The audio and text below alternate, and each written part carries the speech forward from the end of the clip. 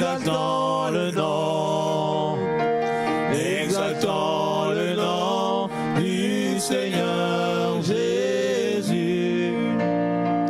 Jésus est le même, oui, toujours le même, exaltant le nom du Seigneur. Élevons le nom du Seigneur.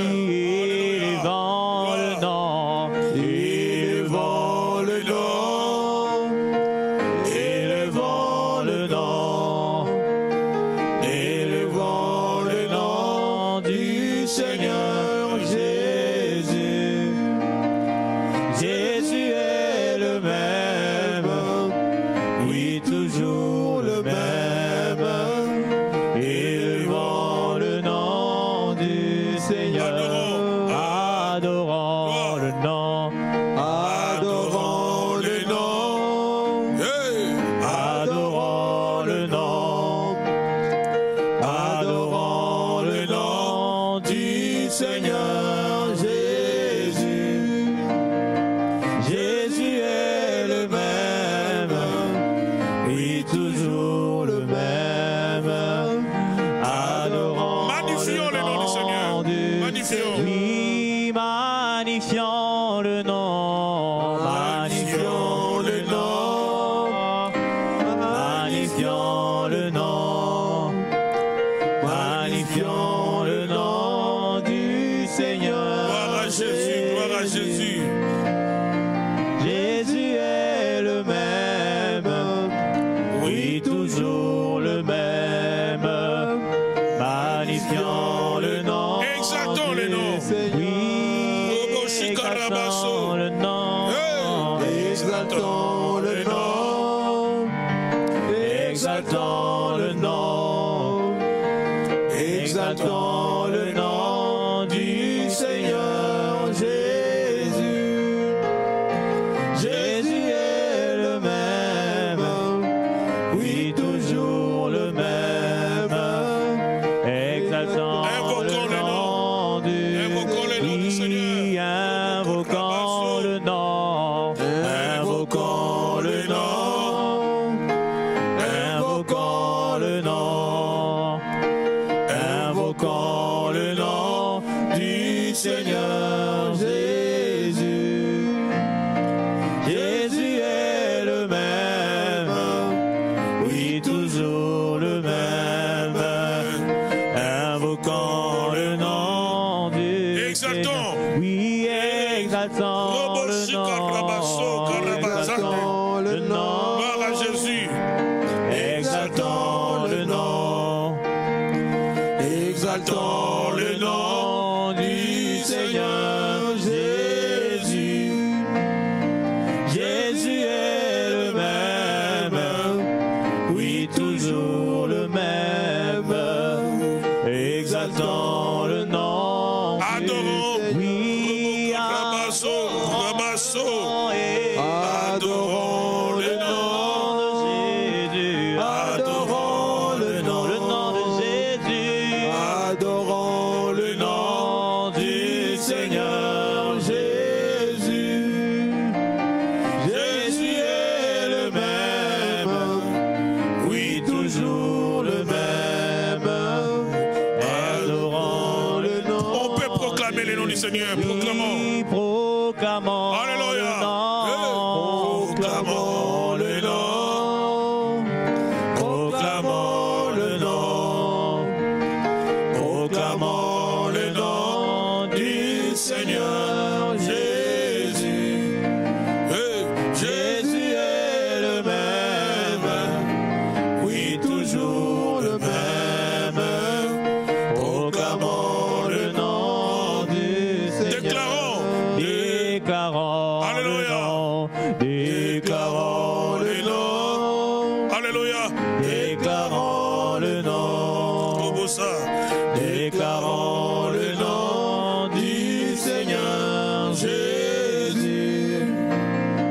Jésus est le même, oui, toujours le même. Alléluia. Gloire à Jésus. Déclarons le nom. Alléluia. Shalom, bien-aimés dans le Seigneur. Seigneur, shalom, shalom peuple de l'armée des rachetés, que Dieu vous bénisse, que Dieu vous bénisse, il y a la gloire du Seigneur. Ce soir, nous sommes en train de célébrer, d'adorer celui qui mérite la louange, celui qui a versé son sang, il y a de cela plus de 2000 ans, à la croix de Golgotha, à savoir Jésus-Christ de Nazareth. Lui seul mérite la louange, lui seul mérite notre confiance, lui seul mérite d'être vénéré, il mérite d'être adoré. Et nous sommes là ce soir pour l'élever, pour déclarer combien il est grand pour nous, combien il est magnifique pour nous, combien il est glorieux pour nous. Nous sommes là pour l'élever, il mérite notre attention. Ce soir, restez connectés à ces programmes, vous qui êtes déjà branchés sur Facebook, sur YouTube, du compte de l'église Armée des Rachetés à Montréal. Le Seigneur a un programme avec vous ce soir. Le Seigneur a, n'est-ce pas, un projet de bonheur pour vous, un projet qui va accomplir par sa parole. La Bible dit il a renvoyé sa parole et sa parole les guérit. Donc Dieu agit par sa parole. Voilà pourquoi écoutez la parole du Seigneur ce soir et le plan de Dieu se réalisera dans votre vie. J'aimerais que nous puissions encore chanter un cantique. Ensuite nous allons passer à l'écoute de la parole du Seigneur. Ceux qui sont déjà connectés, mes frères et sœurs, sur YouTube, sur Facebook, partagez la vidéo s'il vous plaît. Partagez la vidéo, appelez un frère, appelez une sœur. Soyons nombreux à suivre, n'est-ce pas, à assister à ce temps de prière et d'édification de la parole. Car il y a la gloire de Dieu, il y a la gloire de Dieu dans la présence de Dieu. Lorsqu'on l'adore, il se révèle. Lorsqu'on adore Dieu, il descend pour prendre des décisions. Il siège, oui, pour décider en notre faveur. Il siège pour changer notre situation. Ce soir, oublie ton problème. Ce soir, oublie ta maladie. Célèbre le Seigneur. Déclare qu'il est plus grand que tout. Il est plus grand que ta maladie. Il est plus grand que le sorcier de ta famille. Il est plus grand, il est plus grand. Il a été créé par personne. Il existe par lui-même. Le Dieu que nous servons. La Bible dit toutes choses ont été créées par lui et pour lui. Et il est celui qui est en train de soutenir l'existence qu'il a lui-même créée, à savoir Jésus-Christ de Nazareth. Nous te célébrons, Père. Alléluia. Alléluia. Robosa. Gloire à Jésus. Gloire. Gloire.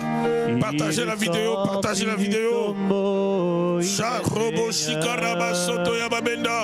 Il y a la gloire de Dieu, il y a la gloire. Oh, en chantant, reçois ta guérison. En chantant, reçois ta visitation divine. Alléluia. Tu peux chanter avec nous. Alléluia. Jésus-Christ. Il est Seigneur, il est Seigneur, il est sorti du tombeau, il est Seigneur.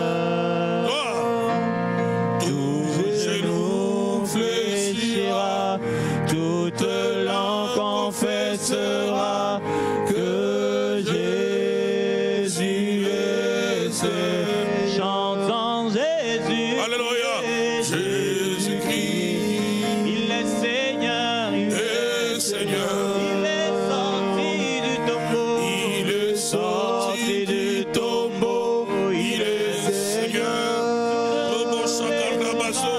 Tout genou fléchira. Confessera que j'ai encore plus fort. Alléluia, alléluia. Jésus-Christ, Jésus-Christ, il est vainqueur, il est vainqueur. Il est sorti du tombeau, il est vainqueur. Tout genou va fléchir. Le genou de la maladie, le genou de la sorcellerie, l'homme fort de la maison de ton Père va fléchir devant le nom de Jésus. Déclare cela, déclare. Ce que tu déclares, c'est ce qui arrive. Alléluia, alléluia. Jésus-Christ, Robosa, il est vainqueur. Robosa Karabasso, il est sorti du tombeau, il est vainqueur. Fléchira, toute langue confessera Jésus est vaincu. Alléluia. Jésus-Christ. Il est puissant, il est puissant. Alléluia. Il est sorti du tombeau. Il est puissant. Dieu nous fléchira. Toute langue confessera que Jésus est puissant. Oh oui, Jésus-Christ. Jésus-Christ. Il est puissant. Il est puissant. Il est sorti du tombeau. Il est puissant. Tout genou fléchira, toute langue confessera que Jésus est puissant. Oui, Alléluia. Jésus-Christ.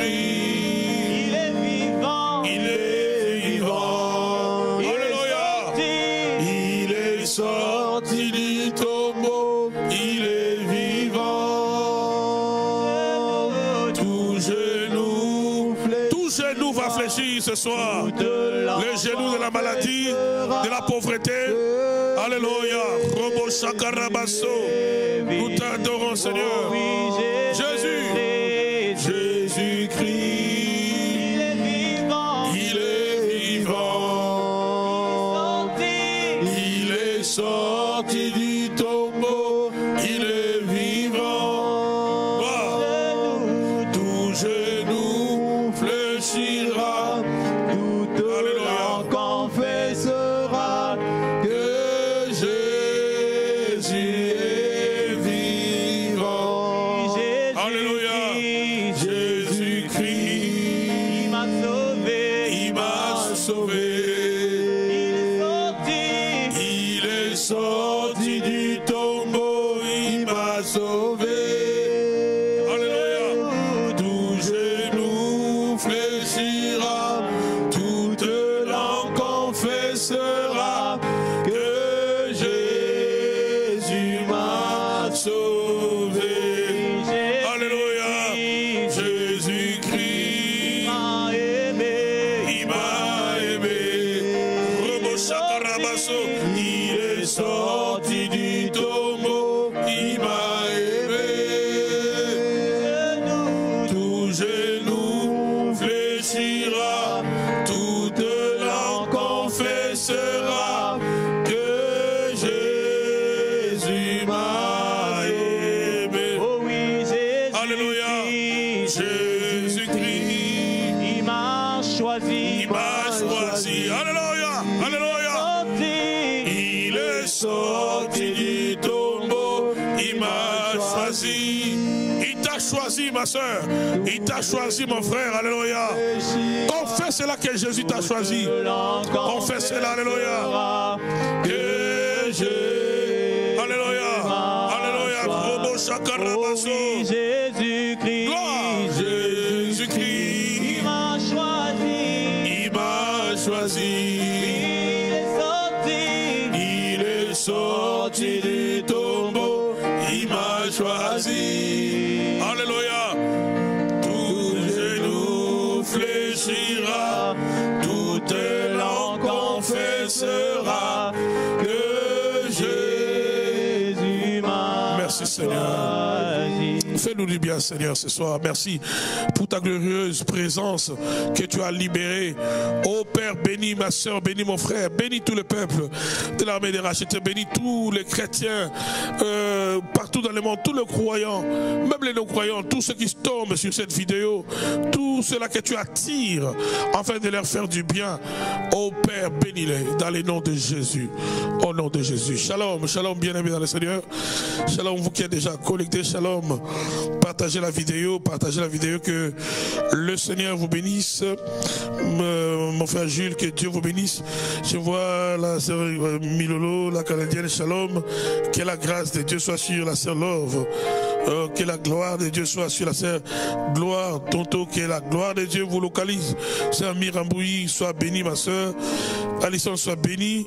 Loupetou soit bénie. Que Dieu bénisse tous ceux qui sont connectés sur Facebook, sur YouTube. Partagez la vidéo. Oh, la gloire de Dieu, la gloire du Seigneur est là. Que le Seigneur bénisse mes frères qui m'accompagnent. Vous savez, dans l'adoration, l'onction de Dieu se libère. S'il y a un moyen par lequel on peut facilement augmenter l'intensité de la présence de Dieu, c'est dans l'adoration. Lorsqu'on adore le Seigneur, lorsqu'on le célèbre, la gloire de Dieu se libère. Les anges de Dieu viennent facilement et nous montons d'intensité. L'onction de Dieu augmente d'intensité. L'autorité de Dieu augmente dans votre vie. Donc, connectez-vous, partagez la vidéo s'il vous plaît. Je mets la vidéo afin de donner la visibilité à cette vidéo, afin que plusieurs personnes soient sauvées ce soir. J'aimerais nous inviter à lire avec moi rapidement quelques textes et nous allons comprendre la pensée que le Seigneur a voulu que nous puissions recevoir de sa part. Restez connectés ce soir dans ce programme.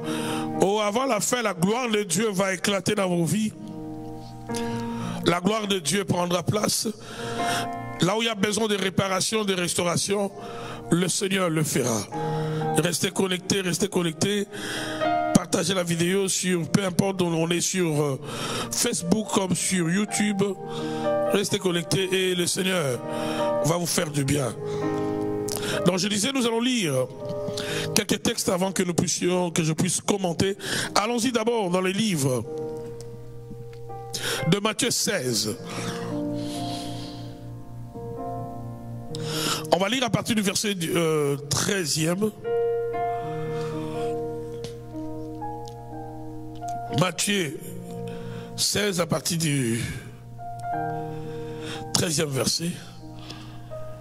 La Bible dit ceci: Jésus arrivant dans le territoire de Césarée de Philippe, il demanda à ses disciples: qui suis-je d'après les hommes? Moi, le Fils de l'homme.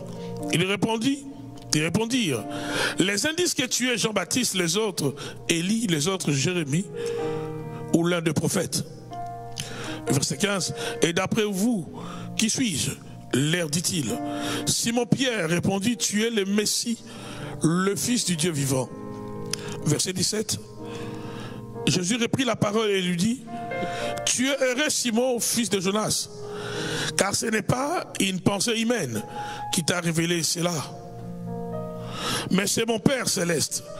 Et moi je dis que tu es Pierre, et que sur ce rocher je construirai mon église, et les portes du séjour de mort ne l'emporteront pas sur elle.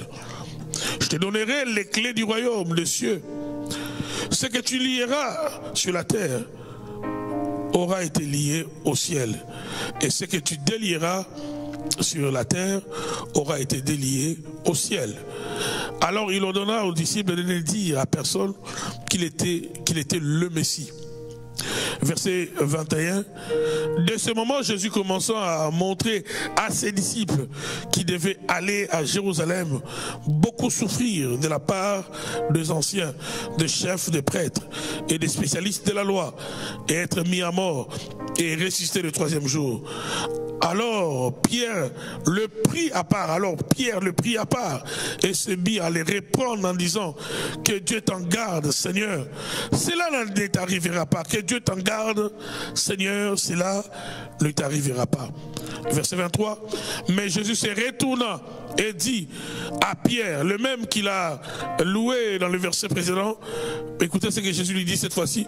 Mais Jésus se retourna et dit à Pierre: arrière, Satan, tu es un piège pour moi, car tes pensées ne sont pas les pensées de Dieu, mais celles des hommes.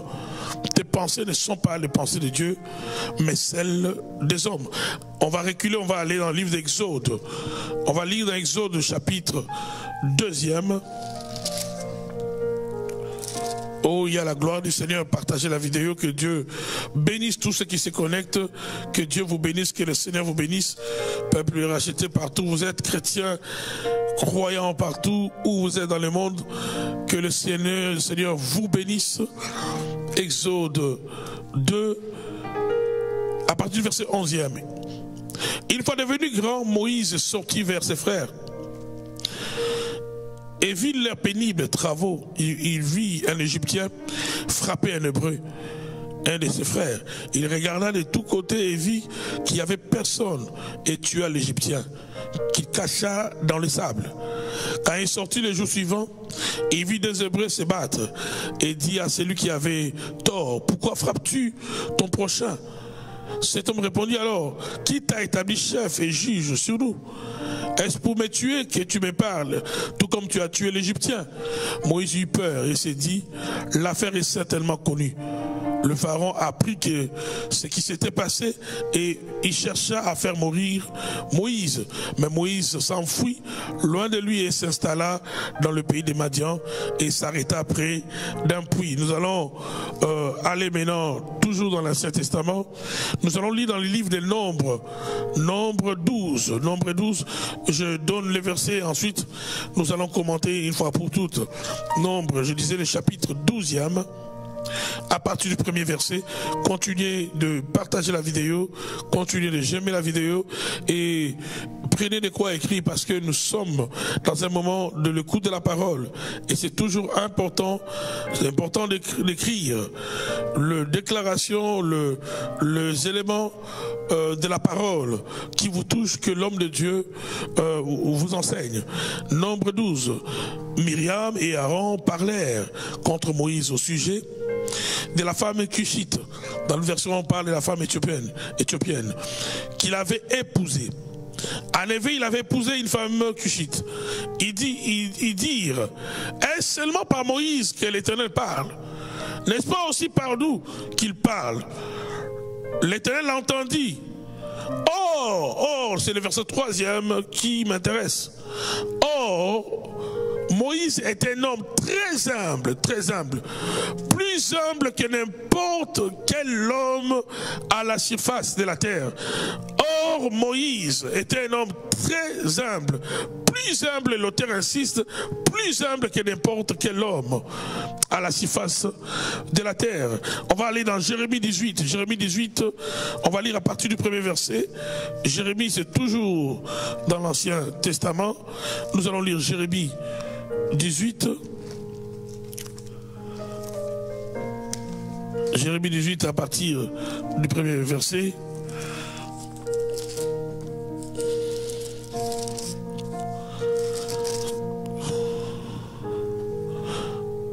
À partir du premier verset, nous disons, Jérémie 18, voici la parole adressée à Jérémie par l'Éternel. Lève-toi et descends à la maison du potier, et là je te ferai entendre mes paroles. Je suis descendu à la maison du potier, et je vis qu'il façonnait un objet sur un tour.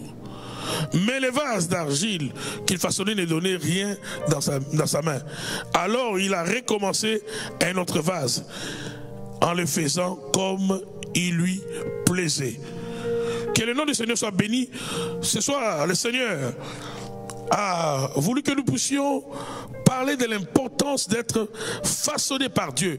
L'importance d'être façonné par Dieu. Lorsque Dieu nous appelle, lorsque nous répondons, je dirais mieux, à l'appel de Christ et qu'il vient dans notre vie, que Jésus-Christ vienne notre Seigneur et Sauveur, nous vivons l'expérience de ce que l'apôtre Paul nous dit dans 2 Corinthiens 5,17.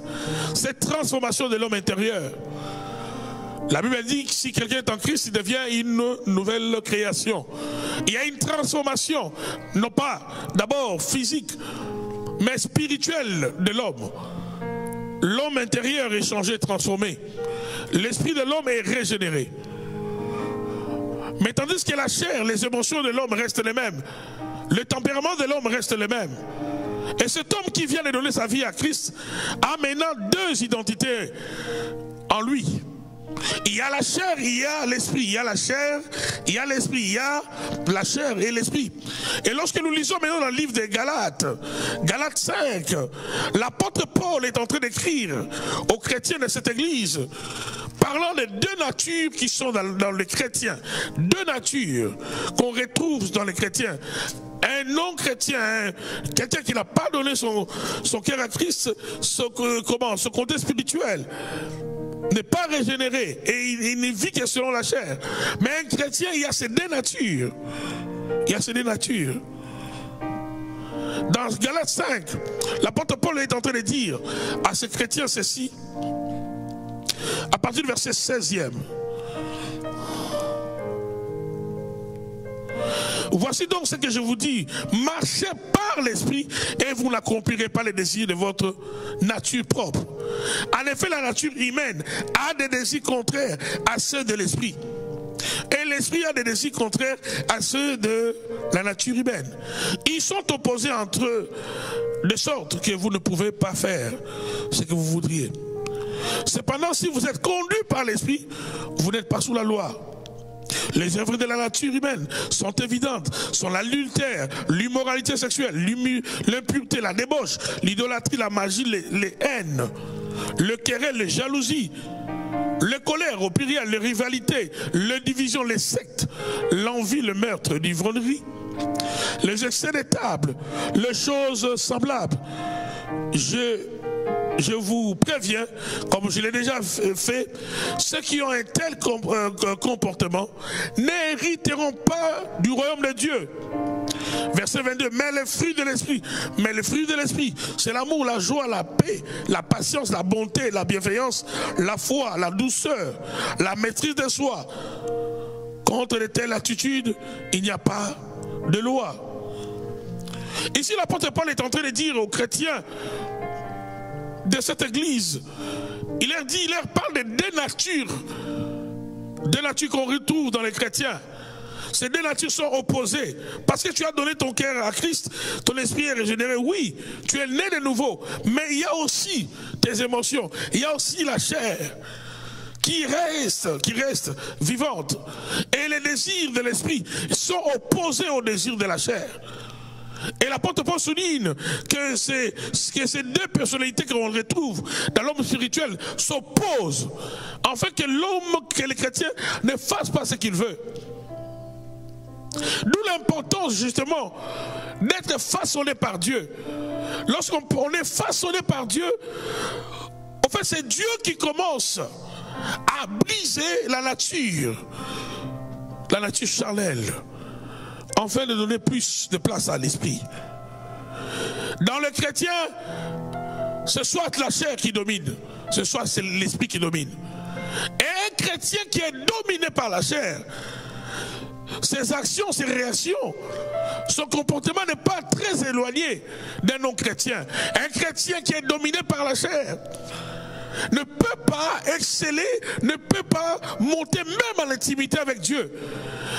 Et sa vie chrétienne, sa relation, parlons d'abord de sa relation avec Dieu, ça sera une relation en dents de scie. Aujourd'hui, ça va avec Dieu. Quelques minutes après, il tombe. 3 minutes après, ça va. 5 minutes après, il tombe. Un chrétien qui est dominé par sa nature charnelle, c'est un chrétien qui sera vulnérable. C'est un chrétien que le monde des ténèbres va contrôler. C'est un chrétien que même les esprits mauvais peuvent manipuler. Le brisement ou le fait d'être façonné par Dieu n'est pas une option, c'est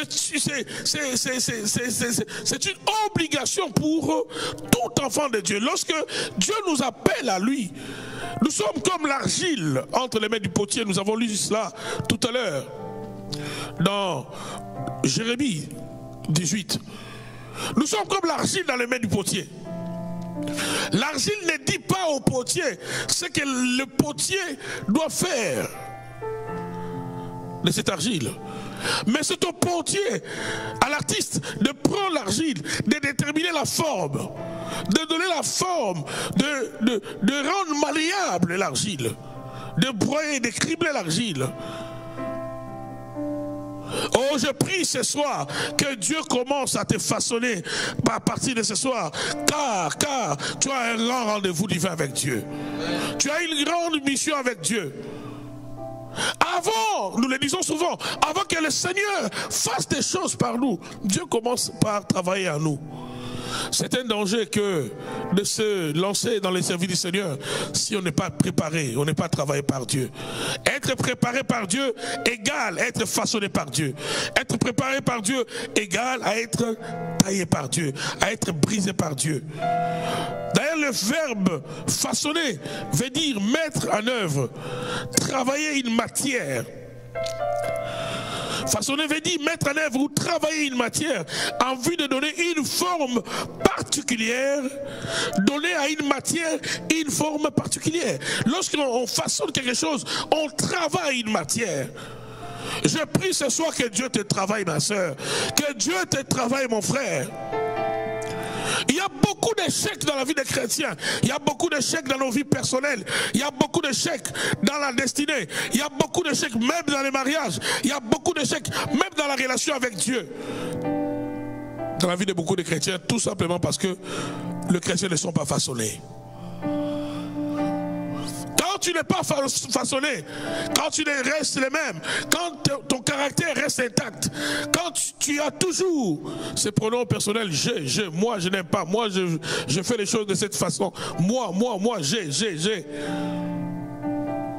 tu n'avanceras pas. Tu n'avanceras pas. Ce soir, le Seigneur veut façonner quelqu'un. Quand le Seigneur nous façonne, nous ressemblons à ce que le Seigneur a fait avec Israël en l'amenant au désert. Quand Dieu a amené les enfants d'Israël au désert, d'après Deutéronome 8, c'est pour voir leur cœur, c'est pour éprouver leur cœur. Le terrain du brisement, c'est le terrain où Dieu est entré de ressentir tout ce qui est négatif, afin de laisser place à ce qui est positif dans l'homme, de ressentir tout ce qui est charnel, tout ce qui est nuisible de l'homme. Dieu est en train de crucifier cela, afin de laisser la place à ce qui est meilleur, à ce qui est spirituel. Et tu ne peux pas être un chrétien qui domine, tu ne peux pas être un chrétien puissant si ton esprit n'est pas élevé au-dessus de ta chair. Et dans les chrétiens, il y a toujours cette balance-là qui doit n'est-ce pas, pencher soit vers la gauche ou soit vers la droite. Dans les chrétiens, il y a toujours ces rapports de force entre l'esprit et la chair. Et un chrétien charnel, c'est un chrétien que le monde des ténèbres va manipuler. Un chrétien charnel, c'est un chrétien qui va se retrouver dans beaucoup de troubles. Un chrétien charnel, c'est un chrétien qui décide par lui-même, il agit par lui-même. Il recherche sa satisfaction. Et c'est quelqu'un qui sera beaucoup dans la frustration. Pourquoi? Parce qu'il n'agit pas selon Dieu, il n'agit pas selon l'esprit. Et l'apôtre Paul nous a fait savoir que les œuvres de la chair sont opposées aux œuvres de l'esprit. On se pose la question pourquoi il y a certaines personnes qui sont dans des cas d'oppression ou de possession démoniaque, les esprits ne partent pas. On prie aujourd'hui, on prie après-demain, on prie, on continue à chasser les démons. Mais une des choses qui nourrit aussi la présence des esprits mauvais dans une personne, c'est son caractère, le caractère. Quand le caractère n'est pas façonné, quand le caractère n'est pas brisé, ta colère sera la bonne nourriture aux démons. Ta colère, ta jalousie, tous ces comportements charnels, ce sera vraiment un bon repas que tu donnes aux esprits humains, aux démons qui oppressent ta vie. Mais ce soir, Dieu a un plan merveilleux pour toi. Dieu a décidé de te façonner. Dieu a décidé de te libérer. Dieu a décidé de donner la force à ton esprit. Parce que tu dois accomplir de grandes choses. Parce que Dieu t'a appelé à accomplir de grandes choses. Et tu ne peux accomplir de grandes choses avec Dieu si d'abord Dieu ne change pas ton homme intérieur. Si d'abord Dieu ne te façonne pas à l'intérieur. Dans Galates 2, verset 20, l'apôtre Paul fait cette déclaration. Galates 2, verset 20. On partage cette vidéo pendant que je parle. Il y a une forte onction. Dieu veut libérer plusieurs. Dieu veut libérer plusieurs. Galates 2, verset 20. Galates 2, verset 20. La Bible dit, j'ai été crucifié avec Christ. J'ai été crucifié avec Christ. Ce n'est plus moi qui vis. C'est Christ qui vit en moi. Ce que je vis maintenant dans mon corps, je le vis dans la foi au Fils de Dieu qui m'a aimé, qui s'est donné lui-même pour moi. L'apôtre Paul dit, j'ai été crucifié avec Christ. C'est justement ce travail-là qui est le brisement, que le façonnement que Dieu accomplit en nous, opère, accomplit. Quand tu es façonné par Dieu, c'est la vie de Christ qui va apparaître dans ton caractère, dans ton comportement. Un chrétien brisé, un chrétien façonné, c'est un chrétien qui échappe au contrôle de la manipulation démoniaque. C'est un chrétien qui échappe au programme des ténèbres. Parce que c'est Christ qui vit en lui. Comment les sorciers peuvent te contrôler? Comment les démons peuvent te contrôler? C'est Christ qui vit en toi. Il y a un grand secret dans le brisement. Il y a un grand secret, mon frère, ma soeur. Voilà pourquoi le Seigneur t'amène souvent dans ce terrain afin de te façonner, afin de te briser. Peut-être tu luttes avec Dieu. Il y a des chrétiens qui doivent arrêter de lutter avec Dieu. Ce soir, je suis venu dire à une femme, de dire à un frère, arrête de lutter avec Dieu. Laisse Dieu te façonner. Sois obéissant comme l'argile dans les mains du potier. Laisse le potier te donner la forme qu'il veut. Parce que c'est lui ton créateur. C'est lui qui te veut du bien. C'est lui et par lui que tu existes. Alors laisse Dieu te façonner. Laisse Dieu te façonner. Beaucoup de chrétiens souffrent et nous échouons dans nos propres vies à cause de cela, parce qu'on n'est pas façonné. On n'est pas façonné. Oh, ici, il n'y a pas question de dire je suis serviteur de Dieu. On peut être pasteur, mais non brisé. On peut être prophète, mais tu n'es pas façonné. On peut être prophétesse, mais avec un comportement dangereux ou dans un comportement nuisible pour soi-même et pour sa famille. Or, Dieu ne veut pas d'abord que nous puissions courir derrière les titres. Aujourd'hui, tous les chrétiens, tout le monde est devenu pasteur, tout le monde est prophète, tout le monde est prophétesse. Gloire à Dieu. Mais est-ce que nous sommes réellement façonnés par Dieu? Je me rappelle un homme de Dieu dans son église. Ça fait quand même longtemps. Il avait une grande église quelque part, je n'aimerais pas situer la ville ou le pays. Quand il était en colère, il pouvait être en colère pendant une semaine. Et tous les membres de l'église savent que l'autre pasteur est en colère. Et quand il est en colère, il ne salue personne. Mais il est pasteur. Il ne salue personne. Quand il est en colère, l'homme de Dieu vient, il boude, il salue personne. Homme de Dieu, prophète de l'Éternel, bishop de l'Éternel. L'apôtre Paul est en train de dire, n'êtes-vous pas charnel lorsque vous comportez comme ça? Un comportement charnel ne peut que donner l'avantage à l'ennemi sur nous. On se demande pourquoi aujourd'hui, pourquoi le monde des ténèbres est en train de dominer sur les chrétiens? Pourquoi le monde des ténèbres est en train... Comment un sorcier peut contrôler quelqu'un qu'on appelle serviteur de Dieu? Comment un sorcier peut contrôler une famille où il y a peut-être 40 chrétiens, mais un seul sorcier, il manipule tout le monde? Allez vérifier, vous allez voir, les 40 chrétiens, là, sont-ils brisés vraiment? Est-ce Christ qui vit en eux? Oh, ce soir, le Seigneur a décidé de te façonner. Le Seigneur a décidé de te travailler. Le Seigneur t'amène dans son laboratoire, afin de te façonner, afin d'enlever tout ce qui est sale dans ton caractère, afin d'enlever tout ce qui est sale dans ton tempérament, parce que tu as de la valeur aux yeux du Seigneur, parce que tu as une grande mission à accomplir avec Dieu. Or, aussi longtemps que Dieu ne travaille pas en toi, il ne peut pas non plus t'utiliser. Sinon tu seras un danger public, Pour que Dieu t'utilise efficacement, il faut d'abord que Dieu apparaisse au travers de ton tempérament, que Dieu apparaisse au travers de ton langage. On doit entendre dans ton langage le langage de quelqu'un qui est transformé. On doit voir par tes actions le comportement de quelqu'un qui est mort dans sa chair, mais qui vit par l'esprit. Ok, le Seigneur commence à travailler dans la vie d'un homme, d'une femme, ce soir, dans le nom de Jésus-Christ de Nazareth. J'ai pris pour modèle d'abord l'apôtre Pierre. Dans les livres que nous avons lus tout à l'heure, dans Matthieu 16, Jésus a posé la question à tout le monde, à tous ses disciples. Qu'est-ce qu'on dit de moi par le monde?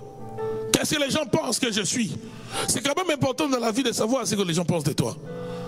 Et par rapport aussi à ça, ça peut t'aider à adapter ton comportement, ton approche à l'égard de la lecture que les gens font de toi.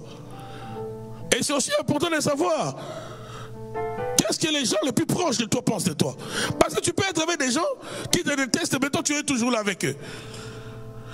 Jésus a posé la question, la même question. Il pose la question aux disciples. Il leur dit, qu'est-ce que le monde, qu'est-ce que les gens pensent de moi? Les disciples ont dit, certains disent que tu es Pierre, que tu es, Élie, tu es Jérémie, tu es un des prophètes. Et Jésus va leur poser la question, vous maintenant, qu'est-ce que vous pensez de moi? Pour vous, je suis qui? Qui suis-je? Et les disciples vont commencer à répondre. C'est l'apôtre Pierre qui prendra le courage de dire que tu es le Christ, tu es le Messie, tu es le Sauveur. Jésus va dire, ce n'est ni la chair et le sang qui te l'a révélé, mais c'est l'Esprit de mon Père. Il va faire des grandes déclarations sur l'apôtre, sur Pierre. Il va faire des déclarations que je dirais même prophétiques. Il va dire sur Pierre, si tu es Pierre, mais sur ce roc je bâtirai mon église.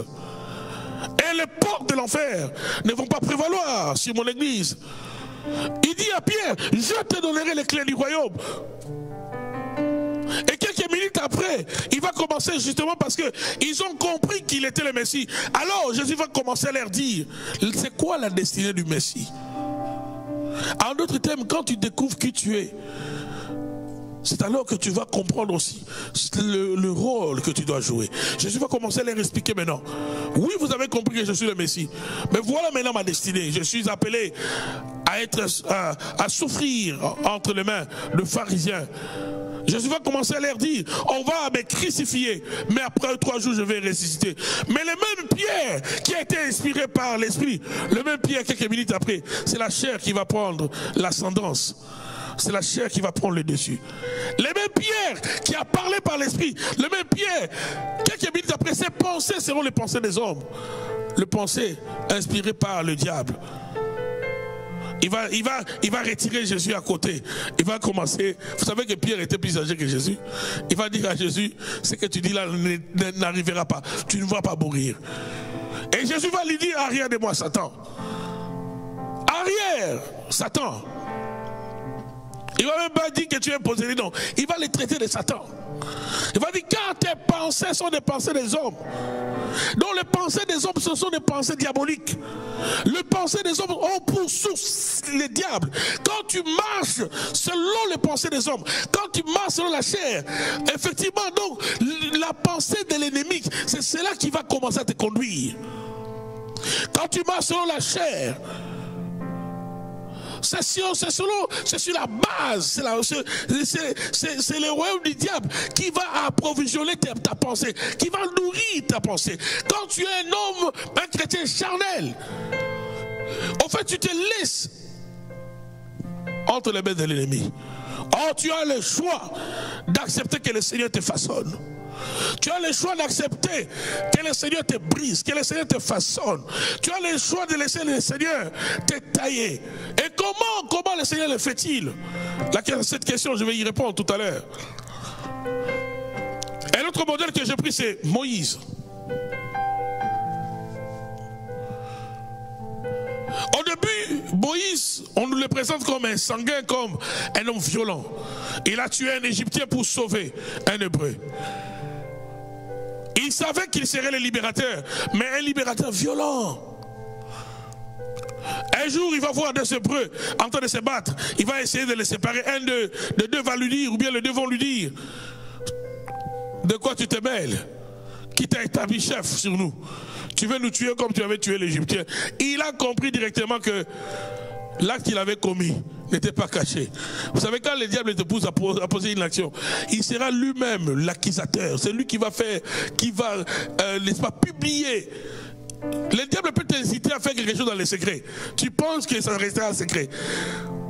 Mais c'est lui-même qui va faire la publicité. C'est lui-même qui va publier partout l'action que tu as posée, la mauvaise action que tu as posée dans les secrets. En d'autres termes, ne fais jamais confiance à l'ennemi. Quand le diable te pousse à commettre le mal en cachette, sache que le même diable, c'est celui qui fera, qui va s'arranger, afin que ce que tu as fait dans les secrets soit connu. Moïse va comprendre que non. Là, Pharaon va apprendre que j'ai tué un Hébreu, un Égyptien, j'allais dire, pour laisser la vie à un Hébreu. Alors, ma vie sera en danger. Il va fuir. D'après les historiens, Moïse va passer 40 ans dans le désert. Il avait 40 ans. Quand il va fuir, il va passer 40 années au désert, auprès de Jéthro. Pendant ces 40 années, Dieu va commencer à les tailler. Pendant ces 40 années, Dieu va l'amener dans une famille où il n'y avait que des femmes. Dieu va l'amener dans une maison où le père était un sacrificateur. Il avait beaucoup de choses à apprendre. Chez Jéthro, Moïse va apprendre beaucoup. Dieu va les façonner. Dans la maison de Pharaon, il a grandi comme un prince. Dans la maison de Jéthro, il sera le serviteur. Dieu va s'arranger qu'il aille dans une maison où il n'y avait que des femmes. Et pour vraiment le scotcher, afin qu'il ne puisse pas fuir, Dieu va faire qu'il puisse épouser l'une des filles de Jéthro. Comme ça serait à Moïse d'aller dans les déserts, de goûter la chaleur du désert. Quand Dieu te façonne, Dieu t'amène dans les terrains que tu n'aimes pas. Quand Dieu te façonne, quand Dieu te prépare, Dieu va t'amener, Dieu va commencer à créer des situations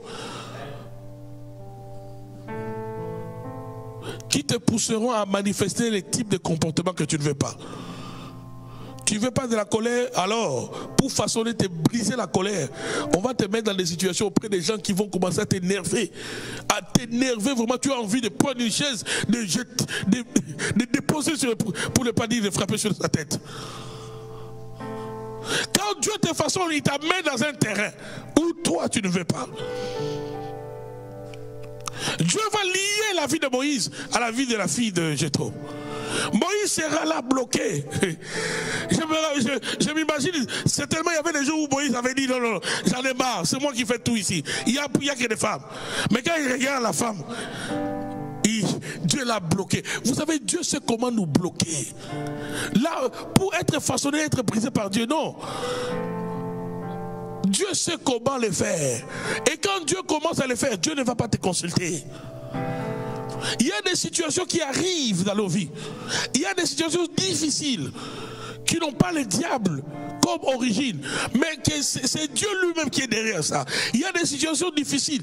Écoutez, la Bible dit dans Matthieu 4 que Jésus poussait, rempli de l'Esprit, et il fut poussé par l'Esprit à aller au désert.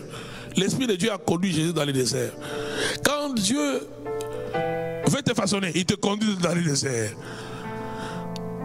C'est là-bas qu'il va commencer à parler à ton cœur.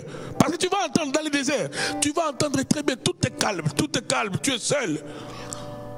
Dans le désert, c'est là-bas que tu vas apprendre à compter à Dieu, compter sur Dieu. Il y a des scorpions, il y a des animaux, il y a des serpents. C'est au désert que tu vas apprendre à écouter le Seigneur. Le peuple du Seigneur, le peuple d'Israël a été conduit dans le désert afin que Dieu parle à leur cœur. Quand tu commences à écouter Dieu, ça veut dire que Dieu commence à te façonner. Tu apprends la loi de la totale dépendance à Dieu, comme Israël. Il ne mangeait que ce que Dieu donnait. Chaque jour, il devait regarder au ciel. Il devait dépendre. Dans le désert, tu dépends de Dieu, te façonne. Qu'il y ait des gens qui se sentent capables de vivre par eux-mêmes. Qu'il y ait des gens, nous avons des serviteurs, des chrétiens. Aujourd'hui, d'ailleurs, avec le confinement, c'est quand même un temps mort que Dieu a donné à nos églises locales. Mais quel genre de serviteurs ne voyons-nous pas? Des servantes de Dieu ne voyons-nous pas? Capables de prophétiser, capables de prier pendant 10 heures du temps. Mais avec un caractère insupportable. Avec un caractère insupportable. Mais on s'appelle serviteur de Dieu. On s'appelle servant de Dieu. Incapable de supporter son frère. Incapable de supporter sa soeur. Incapable de pardonner.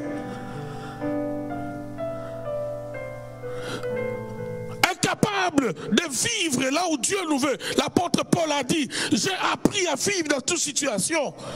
Quelqu'un qui est brisé, il ne dépend plus de sa volonté, il dépend de la volonté de Dieu. Quand Dieu te travaille, ce n'est plus le jeu, ce n'est pas ce que je veux, c'est ce que Dieu veut. Tu rechercheras la volonté, pleinement la volonté de Dieu. Ça, c'est la dimension supérieure. Amen. Ça, c'est la dimension qui fera que le monde des ténèbres puisse avoir peur de toi. Le sorcier de ta famille auront peur de toi.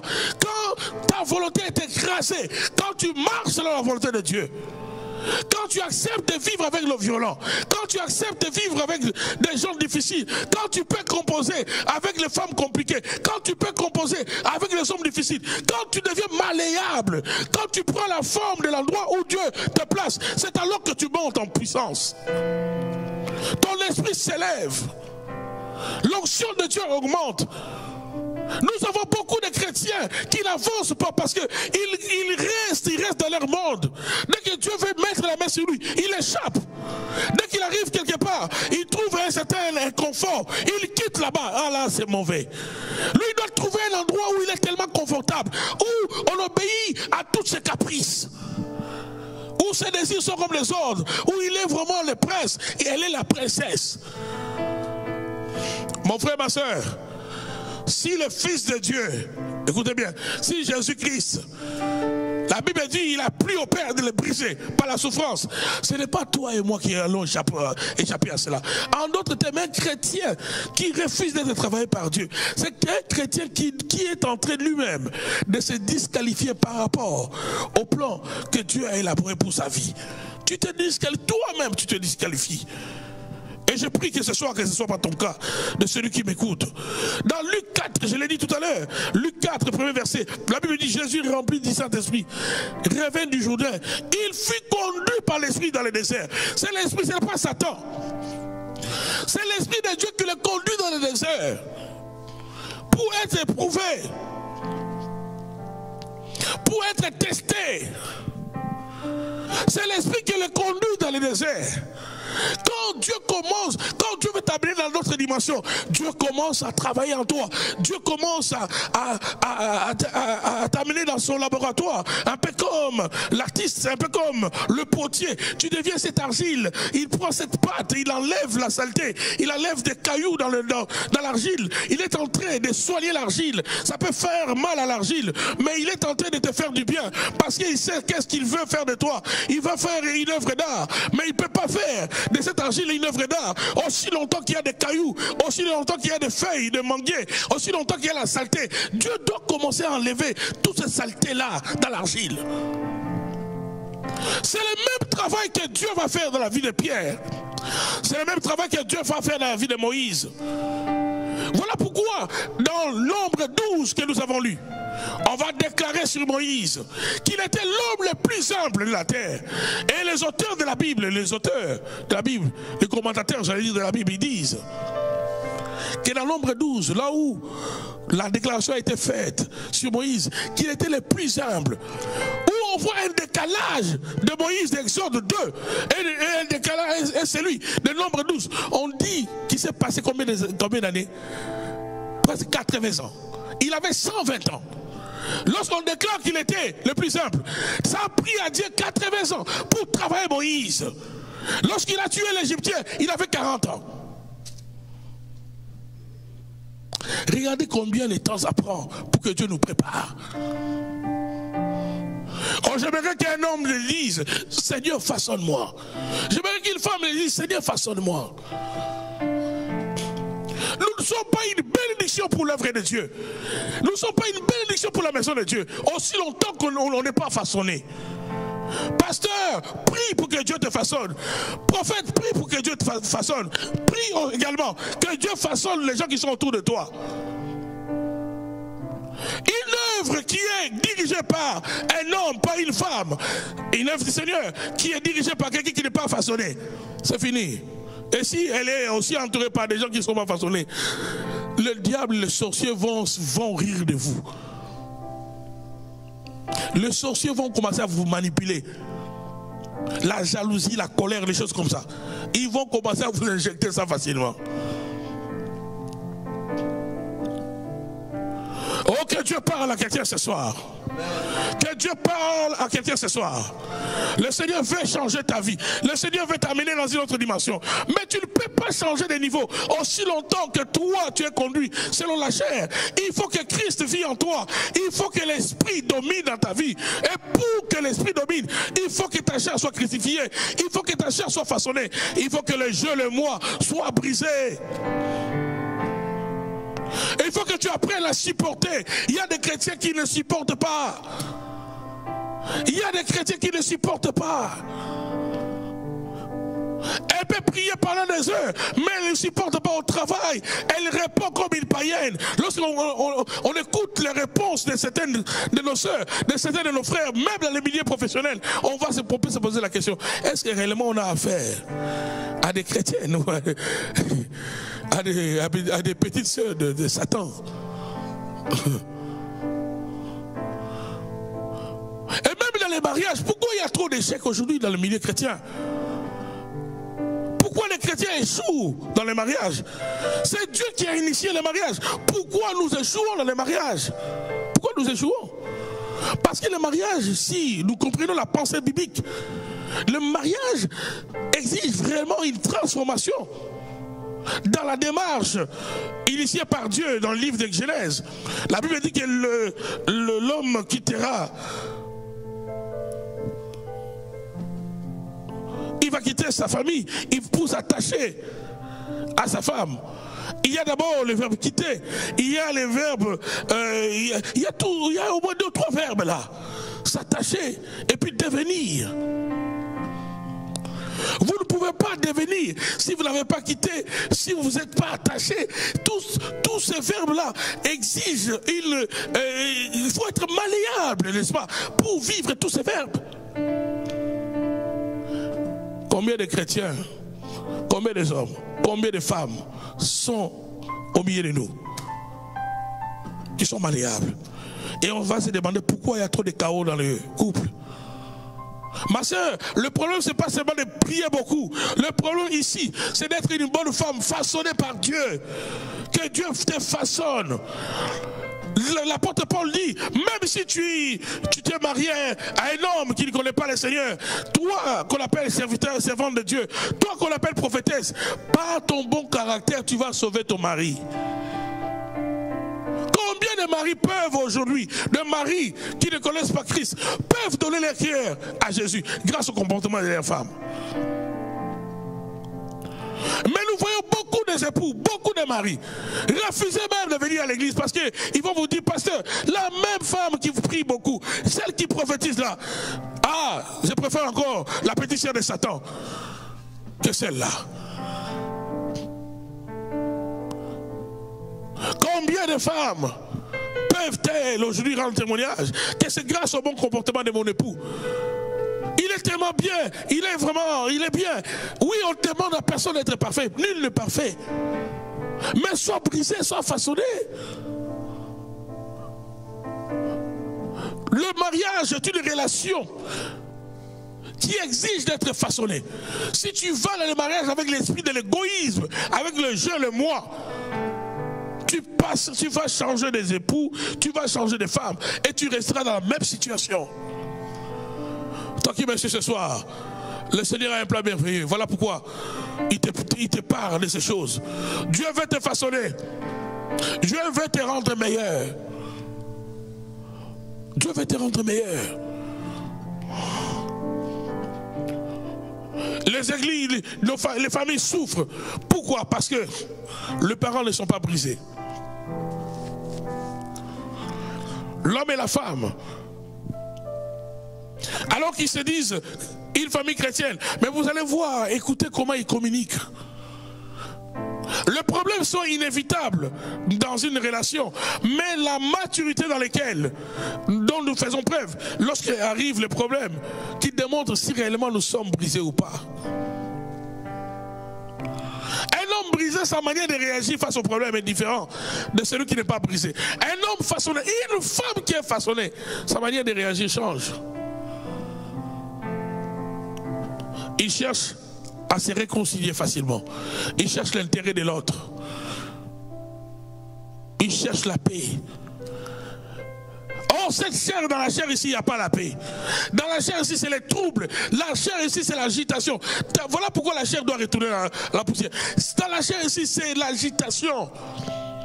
C'est les troubles. C'est l'égoïsme, c'est l'orgueil, c'est la méchanceté. Et nous ne pouvons pas composer ensemble aussi longtemps que Dieu n'a pas travaillé à nous. Ou que quelqu'un dise avec moi, Seigneur, travaille-moi. Seigneur, travaille-moi. Seigneur, brise-moi. Seigneur, façonne-moi. Façonne-moi, Seigneur. Moïse est devenu ce que Dieu voulait de lui. Après plus de 80 ans, 40 ans, il va aller au désert. 40 années avec Jéthro. 40 années plus tard, conduisant les enfants d'Israël, à 120 ans, dans Nombre 12, la Bible déclare, celui qui était comme un violent, un colérique au départ, il va devenir le plus humble. Dieu l'a travaillé. C'est possible que je change. C'est possible que tu changes. Pourquoi? Parce que ces changements-là, ce n'est pas le fruit de tes efforts. Ces changements, c'est si tu te laisses être malléable entre les mains du Seigneur, si tu deviens réellement l'argile, si tu laisses Dieu te façonner, si tu laisses Dieu te travailler, tu vas devenir meilleur. Tu vas devenir meilleur. La dimension où tu peux échapper aux esprits de famille, c'est la dimension où tu es brisé. Quand quelqu'un est brisé, Christ vit en toi. Comment les esprits de famille peuvent te contrôler? Comment la sorcellerie va te contrôler? Comment ces choses vont te contrôler? Nous, on te contrôle parce que tu as encore un tempérament, un tempérament de Samson. Toi, tu es femme, mais tu as un tempérament d'homme.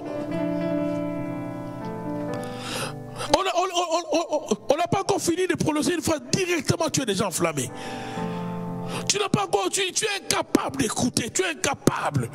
Quand nous manifestons de tels comportements, mon frère, ma soeur, le diable se frotte les mains.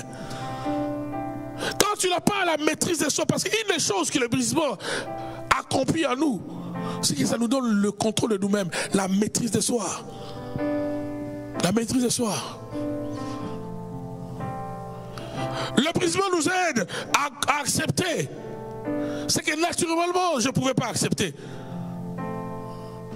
Le brisement nous fait échapper à la tentation. La tentation peut venir, mais je ne veux pas tomber parce que mon corps est comme le corps des morts. C'est l'esprit qui vit. Les choses charnelles ne m'attirent plus. Dans Luc 22, je vais finir par là, Luc 22. 54, Luc 22, 54. Luc 22, 54. Que Dieu parle à un homme, que Dieu parle à une femme, que Dieu parle à ses serviteurs ce soir. Que le Seigneur nous parle, que le Seigneur nous parle. Je ne me mets pas à l'écart, je nous mets nous tous dans le même sac. Moi-même, j'ai besoin que le Seigneur travaille à moi. Écoutez bien, Luc 22, verset 54, après avoir arrêté Jésus, ils l'amenèrent et le conduisirent dans la maison du grand prêtre. Pierre suivait de loin. Ils allumèrent un feu au milieu de la cour et s'assirent ensemble. Pierre s'assit au milieu d'eux. Une servante qu'il avait vue assis devant le feu l'avait observé et dit, cet homme aussi était avec lui. Mais il renia en disant, femme, je ne le connais pas. Peu après, un autre vit et dit, toi aussi tu fais partie de ces gens-là. Et Pierre dit à l'homme, je n'en fais pas partie. Environ 1 heure plus tard, un autre insistait disant, certainement cet homme était aussi avec lui, car il est galiléen. Pierre répondit, je ne sais pas de quoi tu parles. Regardez comment Pierre est en train de mentir. Immédiatement, alors qu'il parlait encore, un coq chanta. Le Seigneur se retourna et regarda Pierre. Et Pierre se souvint alors de ce que le Seigneur lui avait dit. Avant que le coq chante, aujourd'hui, tu me réuniras 3 fois. Il sortit et pleura amèrement. Voilà les brisements de Pierre. Il sortit, il pleura amèrement. Il va se rendre compte que non, on ne suit pas Dieu, on ne suit pas Jésus par ses efforts. Pierre pensait qu'il était capable de suivre le Seigneur par ses propres efforts. Il pensait qu'il était capable. Dieu l'a démontré. Non, Pierre, Tu as besoin d'être brisé. Il a pleuré amèrement, c'est ça le brisement. Quand Dieu te façonne, les larmes coulent, mais tu deviens meilleur. Après cette expérience, où Pierre a pleuré amèrement, il n'est plus resté le même. Oh, que Dieu te façonne dans le nom de Jésus-Christ de Nazareth. Je suis en train de dire que le Seigneur te façonne ce soir au nom puissant de Jésus-Christ de Nazareth. Que le Seigneur te prépare, que tu deviennes comme l'argile entre ses mains. Que Dieu enlève la colère, que Dieu enlève la haine, que Dieu enlève l'élément qui permet à la sorcellerie de te contrôler. Car tout mauvais caractère en toi te rend contrôlable par les forces des ténèbres. Alors que Dieu te brise, que Dieu te façonne, que mon Dieu te rende meilleur. Dans le nom de Jésus-Christ de Nazareth. Que mon Dieu te rende meilleur ce soir. Au nom puissant de Jésus-Christ de Nazareth. Sois façonné par le Seigneur. Que la main du Seigneur soit sur toi. Au nom puissant de Jésus-Christ de Nazareth. Que la main du Seigneur te façonne, te taille. Au nom de Jésus-Christ de Nazareth. Que la puissance de Dieu te transforme. Dans le nom de Jésus-Christ de Nazareth. Sois transformé par le Seigneur. Seigneur, viens, façonne-nous. Nous nous remettons à ta grâce, Seigneur. Comme l'argile dans les mains du potier. Seigneur Dieu, nous nous remettons à ta grâce. Façonne-moi, façonne ma soeur, mon frère, façonne. Nous avons besoin d'être façonnés par toi. Nous voulons dire comme l'apôtre Paul, ce n'est plus moi qui vis, c'est Christ qui vit à moi. Le Dieu qui a changé Moïse, tu es capable de me changer. Le Dieu qui a changé Pierre, Seigneur, tu es capable de changer nos vies. Transforme-nous, Seigneur, dans le nom de Jésus-Christ de Nazareth.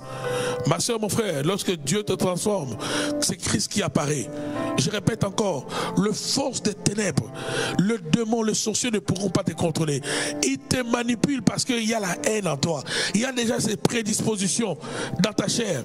La chair est un complice du diable. Écoutez bien, la chair est un complice du diable. Voilà pourquoi Jésus a dit à l'apôtre Pierre que tes pensées sont les pensées des hommes.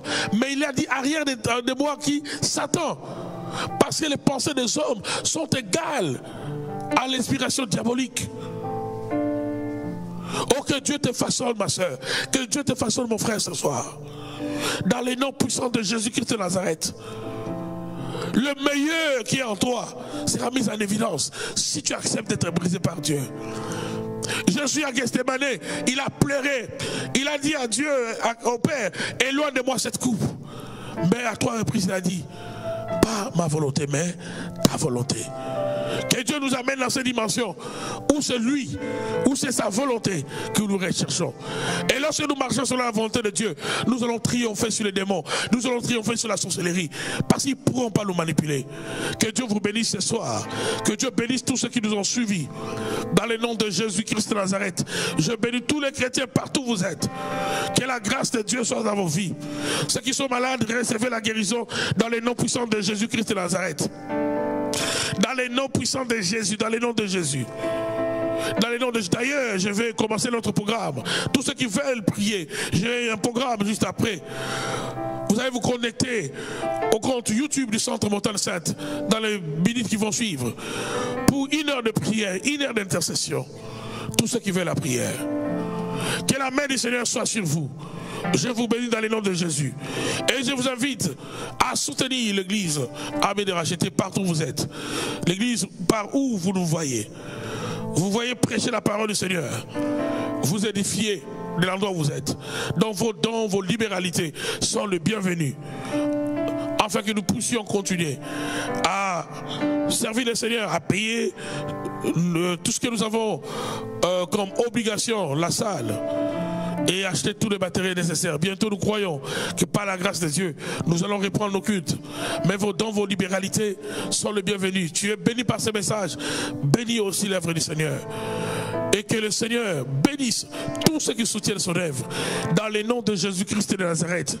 J'aime bien cette parole de l'Écriture qui dit que Dieu aime celui qui donne avec joie. Donc faites-les librement avec joie. Et mon Dieu vous bénira. Parce que à chaque fois que vous soutenez l'œuvre du Seigneur, vous êtes en train d'attirer la bénédiction sur vous-même et sur votre postérité. Et notez bien ceci, le royaume de Dieu, l'œuvre du Seigneur, est un terrain fertile pour vos vies, pour vos bénédictions. Donc continuez à soutenir, n'est-ce pas, l'église Amédée Rachetée. Le programme habituel vous est affiché sur l'écran, l'heure à laquelle il y aura, je pense, demain, une rencontre avec le pasteur Ézéchiel, et également le dimanche, vous est communiqué sur votre écran, afin que vous puissiez participer à ces programmes. Donc, le dimanche, je pense à partir de 11h, que nous allons avoir au niveau de l'Amédée Rachetée le culte. Et que le Seigneur vous bénisse vraiment totalement, vous tous qui me suivez partout où vous êtes, à Montréal, à l'Amérique, en Europe, certains sont restés jusqu'à tard, enfin d'écouter la parole du Seigneur. Que la main du Seigneur soit sur vous. Et nous vous invitons, s'il vous plaît, à vous donner au Seigneur, à partager avec nous vos expériences lorsque vous partagez, vous passez du temps dans la prière avec nous. Vos témoignages sont les bienvenus. Enfin, n'est-ce pas, d'édifier plusieurs qui se connectent comme vous. Et que mon Dieu vous bénisse. Donc tout à l'heure, dans quelques minutes, je vais me reconnecter pour le compte de notre extension Centre Montagne Sainte à Laval, pour 1 heure de prière, et que tous les intercesseurs justement qui aiment la prière vont entrer dans la prière avec moi. Nous allons parler un peu, mais nous allons beaucoup prier, parce que l'heure est à la prière. J'aimerais bénir tous ceux qui m'ont suivi ce soir pour le compte de l'Amédée Rachetée. J'aimerais bénir tous les chrétiens partout dans le monde, et même les serviteurs, servants de Dieu qui m'ont prêté de leur temps. Que le Seigneur vous bénisse également. Dans le nom de Jésus, Père, merci pour ce temps. Merci pour ta parole. Que ta grâce localise une sœur, un frère. Comme je l'ai dit dans ce message, nous avons besoin, Seigneur, que tu travailles à nous. Nous voulons être comme l'argile dans le main du potier. Façonne-nous, Seigneur, façonne-moi. Façonne ma sœur, mon frère. Au nom de Jésus-Christ de Nazareth, que cette parole résonne encore fort dans nos cœurs. Bénis ton peuple, au nom de Jésus. Bénis ceux qui soutiennent ton œuvre. Bénis, Seigneur, tout le peuple de Racheté. Tous ceux qui sont, Seigneur, oui, à Ottawa, à Montréal, partout. Que Dieu vous bénisse. Que Dieu bénisse tous les chrétiens partout où vous me suivez. Que la grâce de Dieu soit sur vous. Au nom de Jésus-Christ de Nazareth, j'ai ainsi prié. Amen. Donc mon Dieu vous bénisse. Comme je l'ai dit tout à l'heure, je vais commencer un temps de prière pendant 1 heure du temps seulement pour le compte de Centre Montagne Sainte. Donc si vous aimez la prière, tapez Centre Montagne Sainte. Et directement, je rejoignez-moi pour dans une dizaine de minutes pour 1 heure de prière. Et le Seigneur vous bénira. Que Dieu vous bénisse. Que Dieu bénisse tout le monde. Soyez bénis. Et que la grâce de Dieu demeure dans vos maisons. Bonne soirée à tous. Au revoir.